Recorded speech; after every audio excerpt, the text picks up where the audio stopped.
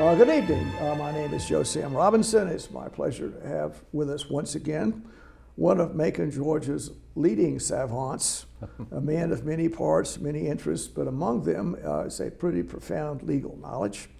And we had a pretty interesting discussion in our last session about the RICO statute as it's being applied in Atlanta against President Trump and about 20 other co-conspirators, and we went around the track on this, and I think we concluded the comments or a little discussion by saying that in general it would be irrational to think that the ballot boxes had been stuffed repeatedly everywhere around the country enough to alter the election.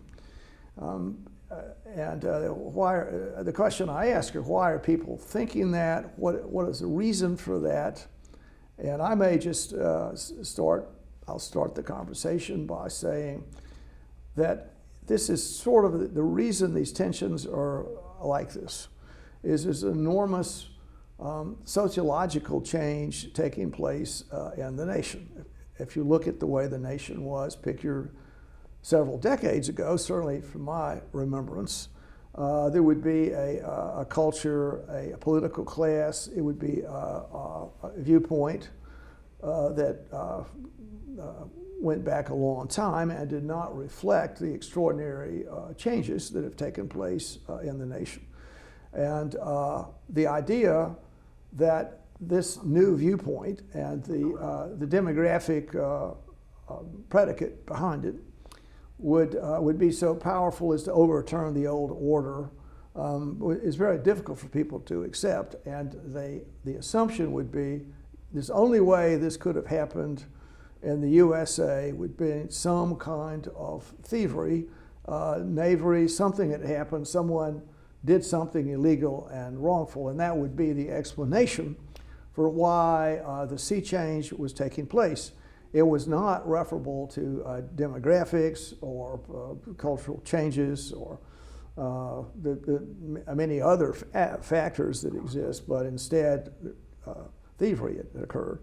And in general, if the viewpoint was centered on the corruptibility of big cities, which has been a major, I guess, idea in America. The Jeffersonian idea, you're out in the yeoman farmer. That's right. You're yeoman, and the people, they're not going to be corrupt. And where all of the evil resides are in big cities, and the machines are going to produce the votes there. And looking back, Tammany Hall, the number of situations in the country where, in large cities, corrupt political regimes happened for different reasons. And one of them might be stuffing the ballot box. However, I think the issue that's been that I guess the Trump supporters or believers in his viewpoint, what they're missing is the way the democratic process has changed a lot. Besides all these demographics, I think the other thing is, and this always interested me. I don't know, a decade or two ago, well, the Republicans were winning everything, this was the way that it was working out. But if you actually looked at the number of people that voted, there would be a great variance in the socioeconomic arrangements of people that did vote. So many people did not vote. And different socioeconomic groups, as well as only 3% vote or 10%, but there are huge numbers of voters there, and those voters have a big. It would be reasonable to use that word to vote for the Democratic Party or to vote for a politician that would give them something. So there'd be income redistribution. There'd be a lot of reasons for people that had never voted to vote. And this kind of arrangement was there. And then it was, I think, what happened was the ability to, and under the rubric of this is going to make the system more democratic, you don't really have to go in and cast a vote. You can just do mail-in ballots, and you can do that widely. You don't have to turn out and vote, and ballot harvesting can take place. So, in my opinion, there was no, the idea that somebody stuffed the ballot boxes, I don't believe that happened. There's no evidence that it happened, and that's the point that's, I guess, Trump and his supporters say happened. I don't believe it happened, but what did happen, the sociological change, and then the idea, which is I think a big one, is that when you vote, it would be possible for a person to just collect your ballots, just knock on your door and say, have you voted? Do you have a ballot? Why don't you sign it and I'll take it in, and would you like a hamburger? Or that whole process is fraught with difficulties. And the influence of a person that collects ballots or harvests ballots on the voter is tremendous. And I believe that's what occurred in many ways. And the other question to say is, how actually did this happen? What does it require to have it occur? And one big thing is money. So many people that were very wealthy Democrats, or people that had made a lot of money in different places, Silicon Valley, entrepreneurial people, they have a great belief in reforming the political system, would contribute money to this, and that's kind of what happens. And I don't think there's been enough of discussion about that. Mm-hmm. There's no discussion on these points that I hear. It's just the Trump people say, well, they stuffed the ballot. Somebody, threw the ballots in the river, and there's no evidence of that. And the other issues that took place are not being discussed. Well, I've got 2 or 3 big comments on that. So the first comment is that if there were a problem with that, and there was discussion, for instance, motor voter registration or the voter ID situation here in Georgia, and I frankly agree with that when the voter ID law got passed here in Georgia, the Democratic Party operatives had to search long and hard to find somebody in Boondock, Georgia, just 1 or 2 people who said, no, this is too onerous and it kept me from registering to vote. Yes. And I thought that ridiculous. But the point is there was discussion. There was discussion at the time in the legislature, and the people who opposed it had a chance to bring it up and discuss it. And when we had votes for the people who appointed the judges and the votes for the state judges. So there was discussion, and the policy and political processes worked out, and it didn't work out to the favor of some people.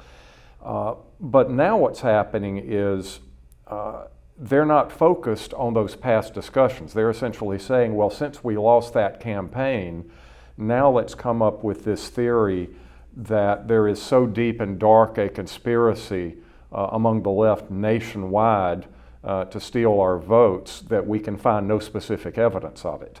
And that is when that's when you get to the point where it is seriously, I think, pathological and unhealthy, that the lack of evidence itself shows that there must be a conspiracy.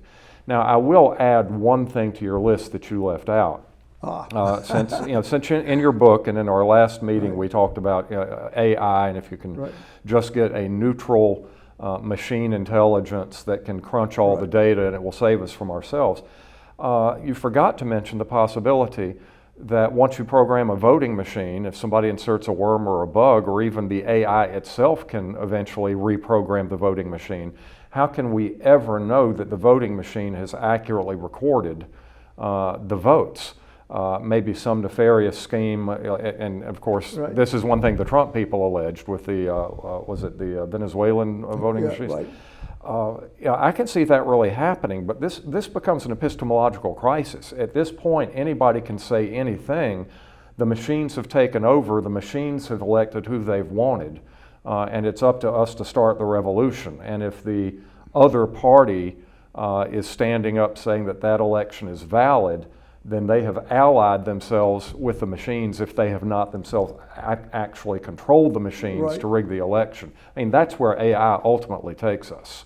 So, Well, I mean, I won't. We could discuss Yes. that. Firstly, the word is, words have problems, and so it's like I want to kill it, but AI, as such as we might describe it, it's been around for a long time, and it's just suddenly the word is suddenly in fashion. I've always thought about the word hippie. So people were hippies floating around before the word appeared, and when the word appeared, all kinds of people adopted that lifestyle or whatever. And so now the word is out there, and it gives different economic issues and people a lot of cachet, to use Yes. the word. But there are a lot of ins and outs Well- to the word. But Well, I'm not a newbie when it comes to AI. I've been fascinated by and studied AI for the better part of 50 years at this point as an avocation, and I've thought about some of the problems. And although AI may have been around in some form or fashion for decades now, its level of intelligence and machine learning is increasing at an exponential rate. That's certainly and so, true. And was it, I can't remember, was it Stalin who said quantity has a quality all its own? So yes, we are looking at something fundamentally different now, and ultimately unknowable. That's the danger. So. Well, I won't get too much into the issue of that. Although I think if there's an appropriate lion tamer there, a number of procedures to keep an eye on things, I think it's going to be a very useful thing for our species. I'll send you a few books on the dystopian side of AI. Well, It may be a stimulus to thought. Well, thank you. I'll be glad to do that. Or read that. But the takeaway message is the problem is causality. So if in fact we can get a handle on causality with really substantial statistical power, all back and forth, and huge amounts of data. Like, I think that's the big trick of this. You get 29 million bits of data that can be processed and chewed to the right and chewed to the left. You can really come up with something, just masses of programmable data. Now, of course, and I don't want to get too much into this, where the problem is and when things are programmed. I mean, that's the substantial issue. So you could say AI is like this enormous brain, a huge brain, but it depends on its sensory input for the conclusion it gets. And that's where there's a substantial defect. The information that's being put into the enormous machine, that's at least one problem. But I'll let it go with that, and we can talk. That's a separate discussion. So. Now back to sort of why this conspiracy, I guess, idea is present. And it's an easy explanation for people that still say USA, USA, and can't believe that Dwight Eisenhower is not at the tiller of the state right now. There must be something awful has happened to allow this situation.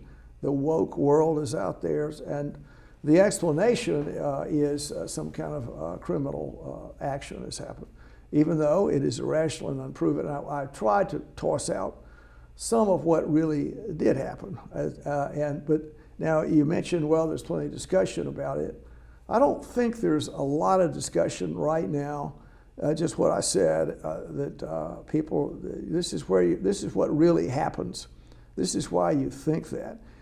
Instead, if you read the New York Times, they go through and they don't get into that particular chain of reasoning I tossed out. They say, well, this is why the ballot boxes were not stuffed. It's ABC, ABC. But they don't really say what the democratic process is really doing, which is really something, isn't it, in my opinion? And if in fact one party can seize and maintain control and power, their ability to transform the situation is pretty incredible. That may and Well, I give you that, but this is, this is the strength of the adversarial system, which is, one of the core things of the legal system that we have that you decry so much.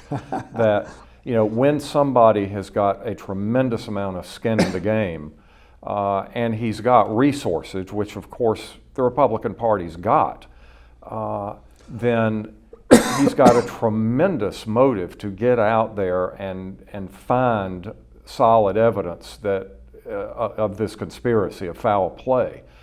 And then if every judge in every state, both state judges and federal judges, reach more or less the same conclusion, having looked at the best evidence the challenger can bring in with regard to fraud, says, there may have been some, we may have found a stuffed ballot box here, but not enough to overturn things.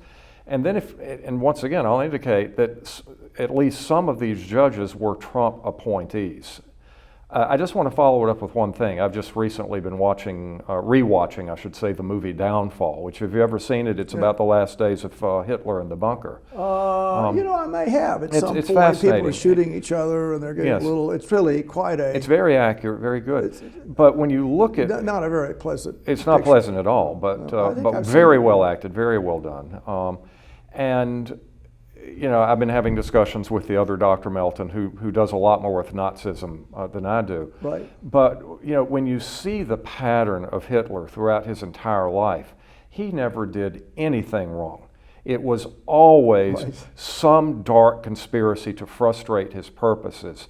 And I mean, this is ultimate. How far do you want to push this? That all the judges are in on it. Even the Trump appointees were. They were co-opted. The Democrats got dirt on them. I mean, if we are to that stage, reforming our electoral system is rearranging deck chairs on the Titanic. I mean, maybe we are that bad, but fixing the election process is not going to do it. Just to go through this, yeah. I think you touched an interesting point. I think I mentioned this earlier about insanity. Mm-hmm. But there doesn't seem to be, in my opinion, any compelling evidence to say, in the classical sense, the ballot boxes were stuffed or misplaced. Mm-hmm. Even though that was I tried to say the reasons why people would think that. Yes. And actually, I tried to say what actually did happen. Yeah, and it happened over a period. I was going to say, it just happened over a period of years or decades, and it's not like nobody paid attention. There were opportunities to see where it was going, to discuss it. But but now that it's happened, the system. This is where the system is, and you could say, well, I want to reform, quote, reform, end quote, the system, so that ballot harvesting doesn't take place. And then I would also just like to pursue voting, or what that does or doesn't mean, and what is it? Do you have to be rational to vote or not vote? Or what do we want to do about that? I mean, I'll just throw that out there a little bit. Should everybody just have a button they push, and can another person push the button for them? I mean, I guess that's and does a person have to be rational? Can they be drunk? Can they be whatever, out of their mind? Can they be paid? Yes. So can you push the button for $5 or whatever? Well, let's get even more metaphysical than that. And once again, I'm very heavily into science fiction, and I think you were in your youth. We've talked about that some. I was. But I've stayed moved with past that, Bucky, but I never was. Moved past it? Excuse me. Yeah, I mean, some of the greatest. That's a little joke. You've hit the. I'll accept your apology. Okay, thank you. But for instance, one story that I read was, about true mass democracy, and the entire planet, everybody on the planet, every registered voter, whoever that was, of billions and billions, could turn in and watch these debates. And at some point, when they became convinced, they would indeed push their button and lock in their vote.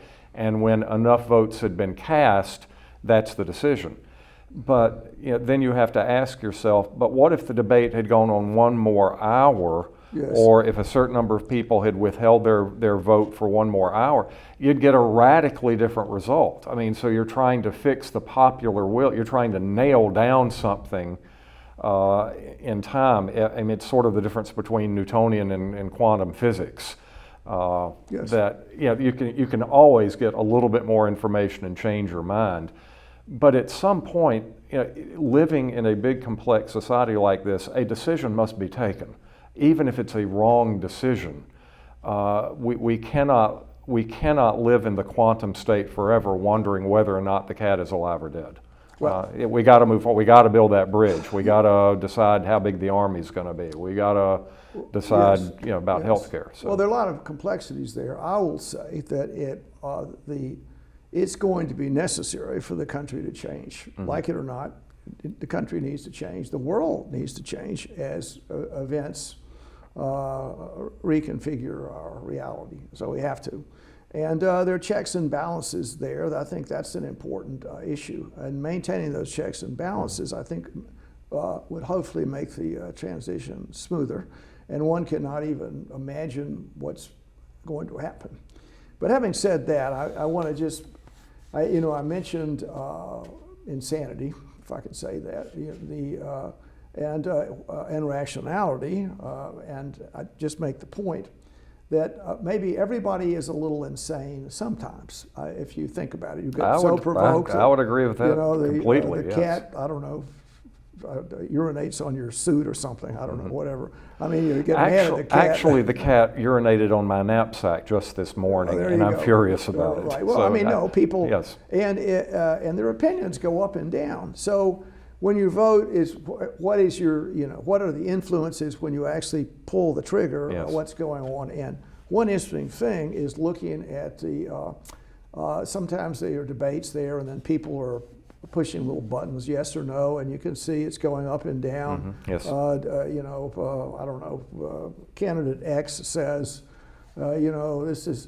this reminds me of whatever summer camp, and what everybody was at summer camp. That's great, I'll vote for whatever, or contrary-wise.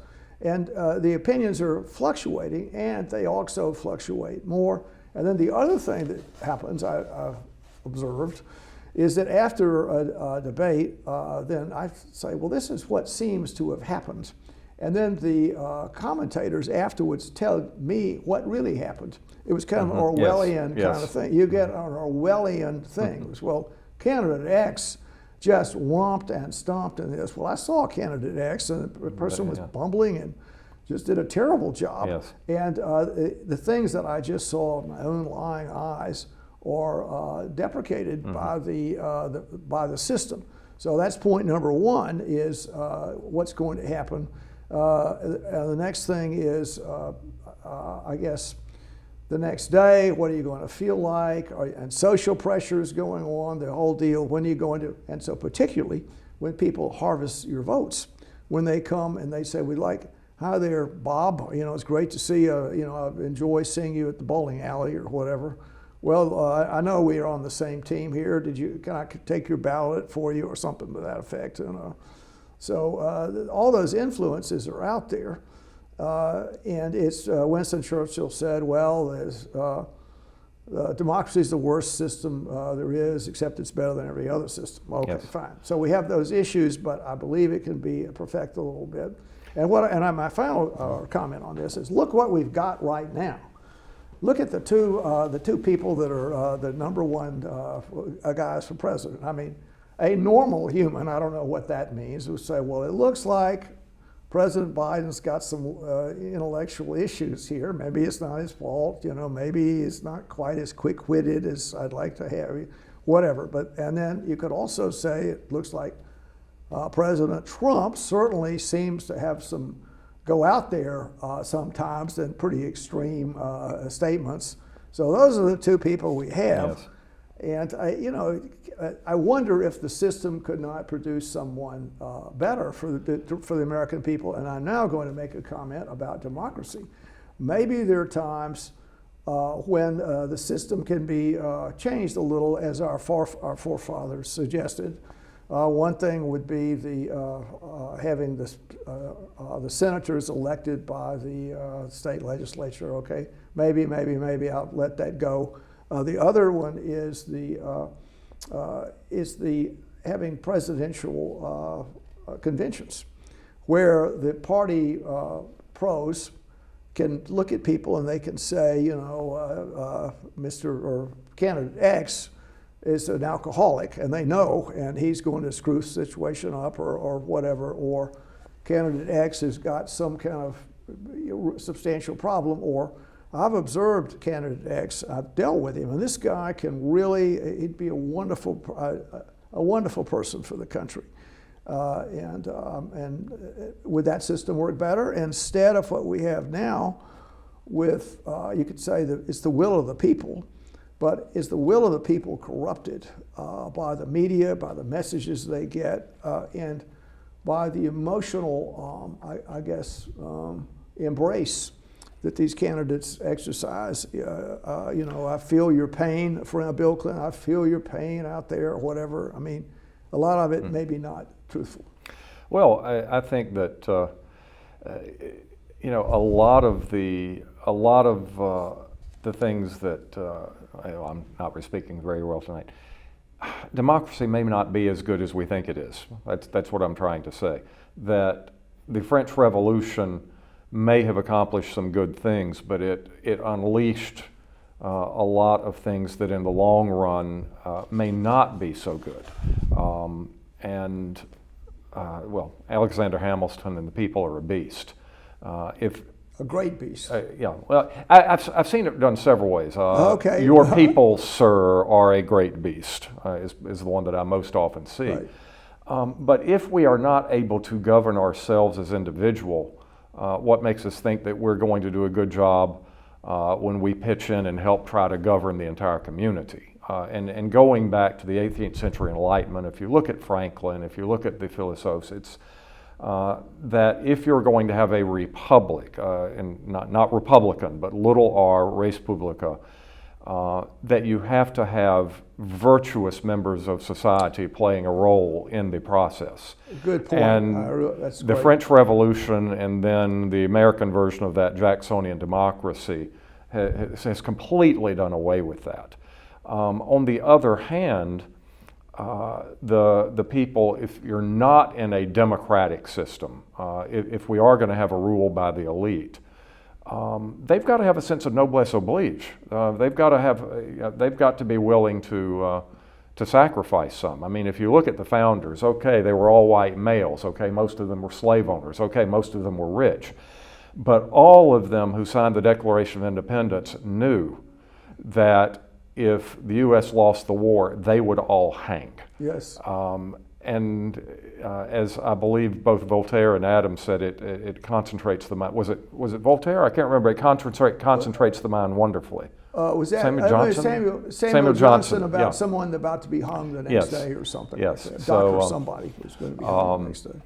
So yes, you don't see that kind of self-sacrificial, I think, involvement to a very great degree anymore in American politics. And of course, the media, in order to sell newspapers, the almighty dollar, whips up this partisan hatred, and I think the effect that probably the people who should be putting their names out there and getting involved in public service, they've got too much sense to do it because they just become a big fat target. Well, I think you said something very profound there. Yes. The mugwumps of days gone by, I mean, at different times, in general, America has depended on well-wishers, disinterested well-wishers that would sacrifice their lives, sacred honor, Yes. whatever they do, all those things.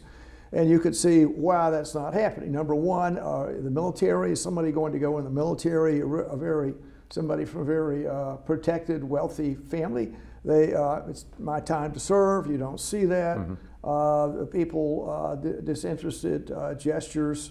It just doesn't happen particularly. And as a result, the political class is a different one than earlier. And of course, what are we going to do? I mean, that's just what we've got. We just have to do our best with it. It is said, I think this is a true thing, that wealth follows politicians, mm-hmm. and which I'm pretty suspicious about that. If you actually, I don't know what the statistics are, but the people in the Congress have access to privileged information. The Democrats, Nancy Pelosi, refused to do anything about it. The Republicans don't want to do anything about it either. No, of course not. When people retire, they're very wealthy. They have huge pensions for just one term in office. And that goes right down the line for politicians of lesser import. And that's part of the game. And now it would be good to have another set of people there, but that's just probably not going to happen. They're just defending themselves now. No. You know, their only hope is to educate, and of course, I've dedicated my life to educating the public about these things, and you're doing it here on this TV show, or we are. You know, it puts me in the mind of what Benjamin Franklin said when they came out of the Philadelphia Convention, and a woman said, "Well, Dr. Franklin, what have we got, a monarchy or a republic?" And he said, "A republic if you can keep it." Okay, and on that note, once again, thank you for being here, Thank Buck. you, sir. Go forth and joust with demons wherever you find them, even at, was it Dragon Con next week, yes. Right. Well, I'm sure there'll be a lot of Indeed. demons in Preston. Okay, thanks for Thank coming you. today. Thank you. This program is brought to you by the Georgia Neurosurgical Institute. For over 50 years, rendering neurosurgical care to patients of all social conditions, treating complicated problems involving the brain, spine, spinal cord, and peripheral nerves. Endeavoring to encourage quality care, medical research, innovation, and education on a local, national, and international basis.